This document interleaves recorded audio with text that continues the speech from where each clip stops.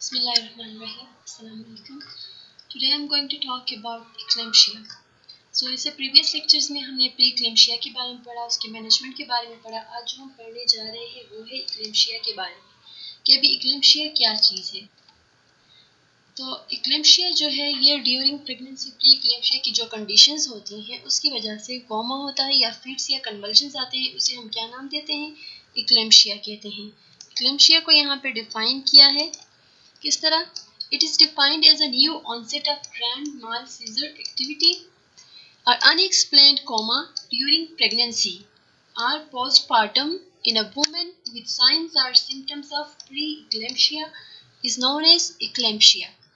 इसकी डिफिनेशन क्या है? डिफिनेशन से ये पता लगता है कि डिफाइन किया है eclampsia को कि एक न्यू ऑनसेट या onset of grand mal seizures है। सीजर मतलब फिट्स या फिर कन्वल्शंस हैं और अनएक्सप्लेन्ड कोमा मतलब पेशेंट का अनकॉन्शियस हो जाना, कोमा में चले जाना ड्यूरिंग प्रेगनेंसी में या फिर पोस्टपार्टम यानी आफ्टर डिलीवरी या आफ्टर सी सेक्शन या आफ्टर नॉर्मल डिलीवरी पेशेंट जो है, जो प्रेग्नेंट फीमेल है, उसका कोमा में जाना और साइन और सिम्टम किस चीज़ के होना? प्री एक्लेम्शिया के साइन एंड सिम्टम होना। प्री एक्लेम्शिया के साइन एंड सिम्टम से मुराद ये है स्वेलिंग होना यानी एडिमा फीट्स में, फेस में, आइज के अराउंड और हैंड्स यानी फिंगर्स में, फिंगर जॉइंट्स में, साथ में बीपी का बहुत ज़्यादा रेस हो जाना, कन्वल्शन यानी फिट्स आना और ब्रीदिंग इश्यूज होना, प्रॉपर तरीके से ब्रीथ नहीं ले पाती है इसमें फीमेल।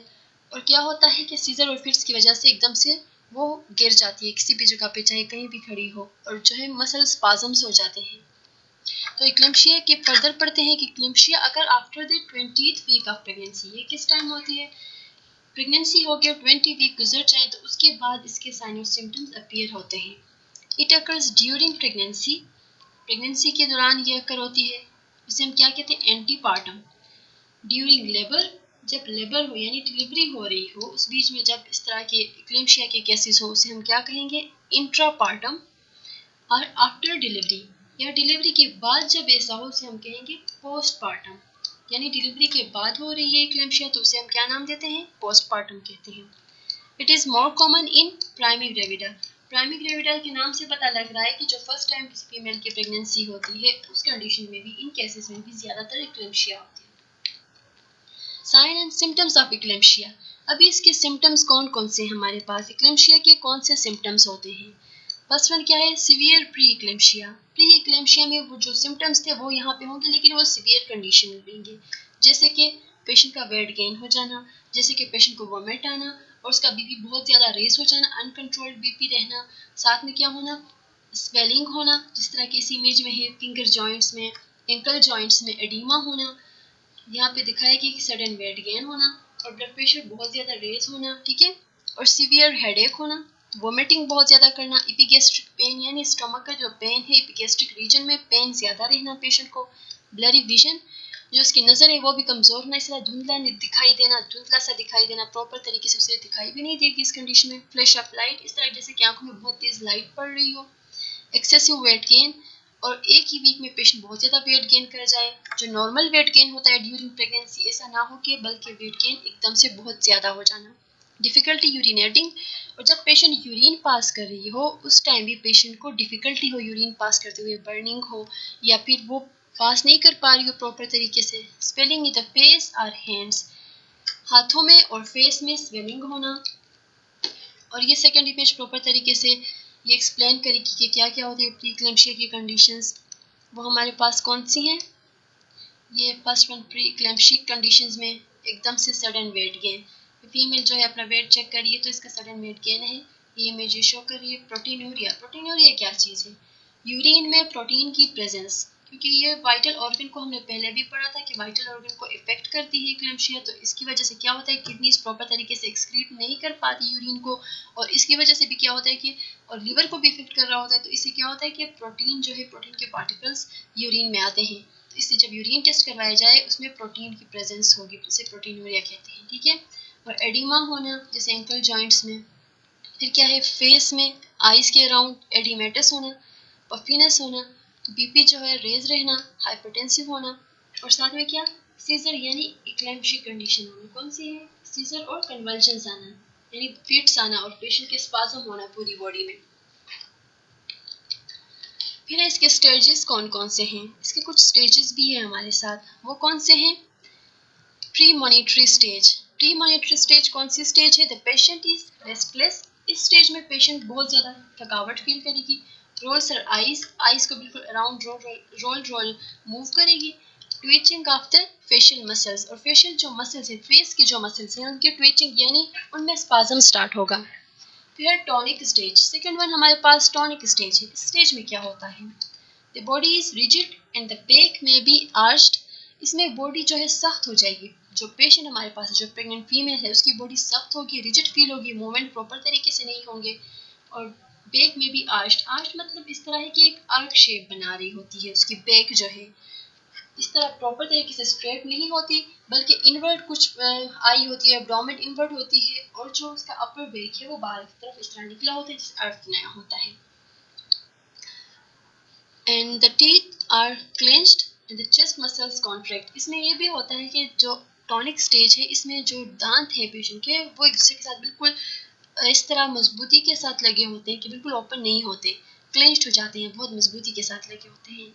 जो चेस्ट मसल्स हैं वो कॉन्ट्रैक्ट हो जाते हैं, ब्रीदिंग का इशू हो जाता है, क्योंकि चेस्ट मसल्स हमें पता है कि उनकी रिलैक्सेशन और कॉन्ट्रैक्शन से क्या होती है कि लंग्स के लिए स्पेस बनती है और ब्रीदिंग प्रॉपर होती है। लेकिन इस कंडीशन में, टॉनिक स्टेज में, पेशेंट की चेस्ट मसल्स कॉन्ट्रैक्ट रहेंगे और रिलैक्स नहीं हो पाएंगे, तो प्रॉपर तरीके से ऑक्सीजन की इनहेलेशन और एक्सहेलेशन और कार्बन डाइऑक्साइड की नहीं होगी, तो फिर ब्रीदिंग जो है वो स्टॉप हो जाती है। द पेशेंट बिकम साइनोस्ड, और ऑक्सीजन की डिफिशियंसी की वजह से पेशेंट साइनोस हो जाएगी। साइनोस मीन्स कि उसकी बॉडी के सेल्स में ऑक्सीजन की डिफिशियंसी हो जाएगी और स्किन ब्लूइश होना स्टार्ट हो जाएगी। फिर हमारे पास की थर्ड स्टेज है। थर्ड स्टेज कौन सी है? थर्ड स्टेज जो हमारे पास है वो है क्लॉनिक स्टेज। क्लॉनिक स्टेज किसे कहते हैं? Violent twitching of all the muscles, जितने भी बॉडी के मसल्स हैं उनकी इस तरह से बहुत बेरहमी के साथ उनकी ट्विचिंग होगी, यानी उनमें स्पाज्म्स आएंगे।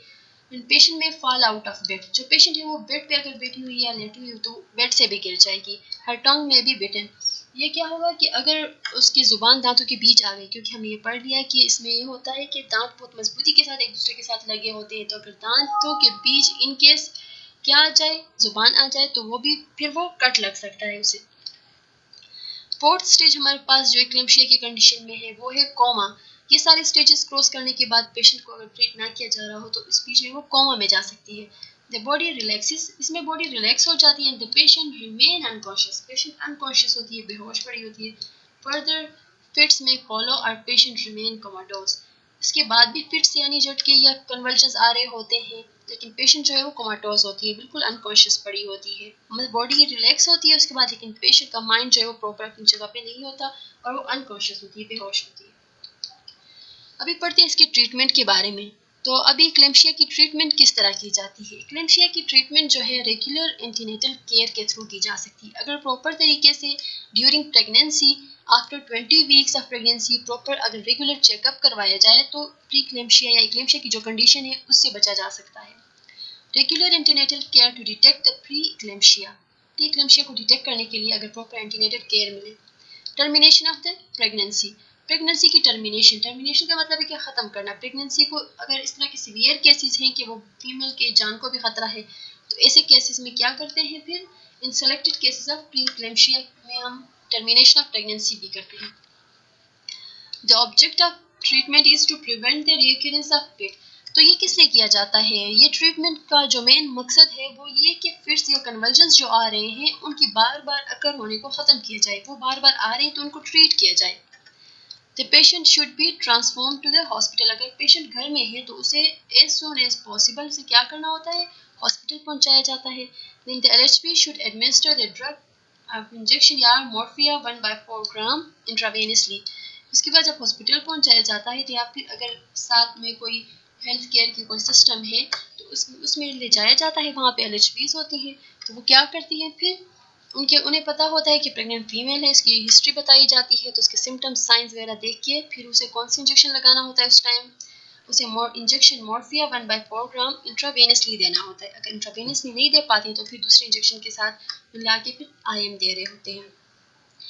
During transfer the patient must be accompanied by LHV, अगर पेशेंट को घर से हॉस्पिटल पहुंचाया जा रहा है तो इस बीच में एलएचवी का साथ होना बहुत ही इंपॉर्टेंट है, क्योंकि अगर पेशेंट की कंडीशन वर्स हो जाए तो फिर उसे एक बंदा सपोर्ट के लिए, उसकी केयर के लिए, और इमीडिएट जो इमरजेंसी केयर होती है उसके लिए कोई ना कोई मौजूद हो।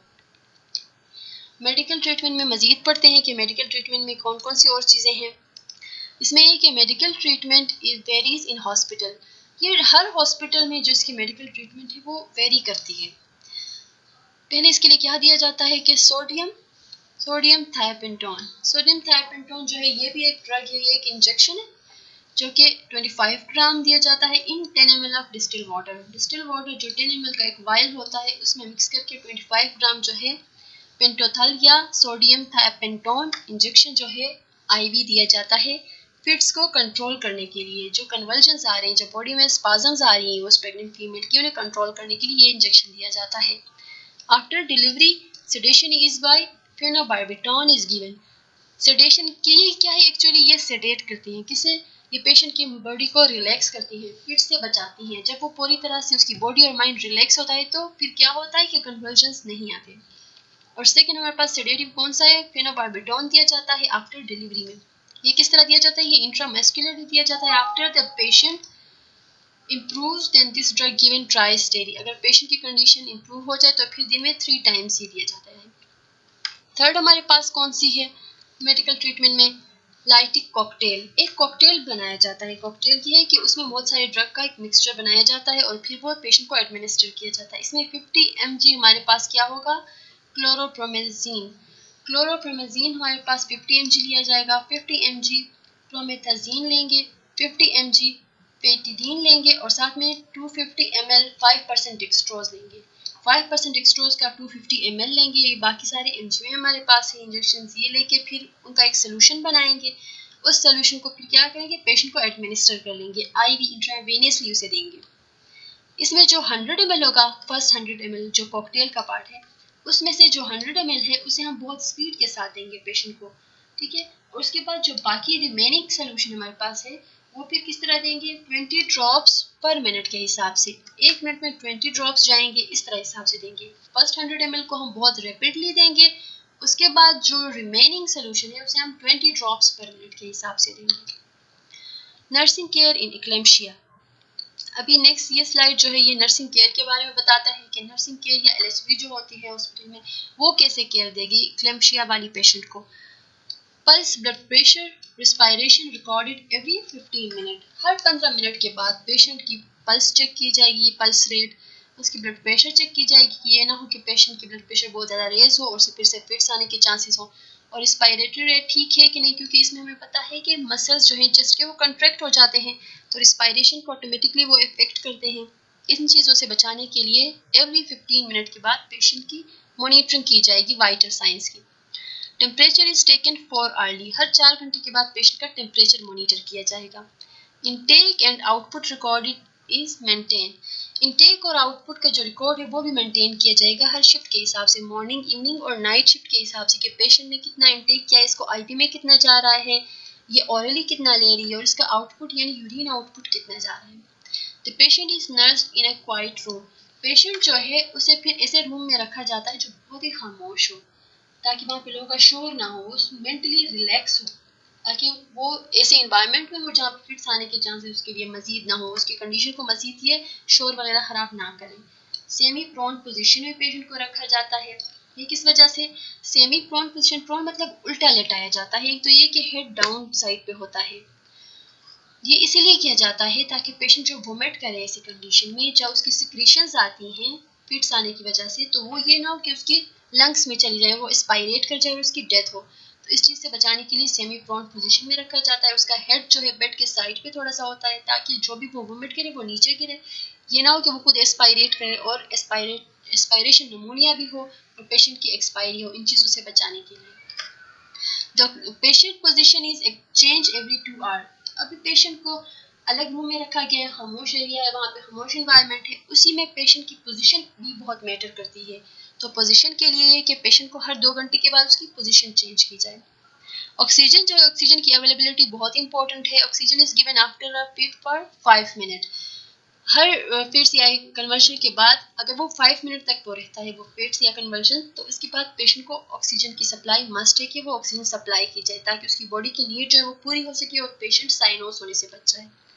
ऑक्सीजन इज गिवन विया फेस मास्क और नेजल कैनुला, या फिर फेस मास्क जो है ऑक्सीजन वाला वो लगाया जाता है ऑक्सीजन के लिए, या फिर नेजल कैनुला के थ्रू पेशेंट को ऑक्सीजन सप्लाई की जाती है। Abdominal examination is done for fetal heart rate after sedation, क्योंकि सेडेशन देते हैं इस बीच में, ये कि सेडेशन देने से ये बेबी को भी इफेक्ट करते हैं, जो कि यूट्रस में बेबी पल रहा है, तो उसे इसके इफेक्ट से बचाने के लिए, ये ना हो कि उसकी हार्ट बीट कम हुई हो, तो उससे बचाने के लिए क्या करना होता है कि पेशेंट की जो एब्डोमिनल एग्जामिनेशन प्रॉपर की जाती है, किस चीज़ को देखने के लिए, बेबी के हार्ट रेट को, फिटल हार्ट रेट को देखने के लिए। Thank you so much. आज का लेक्चर यहाँ तक था। आप लोग कोई क्वेरीज हो तो आप लोग पूछ सकते हैं।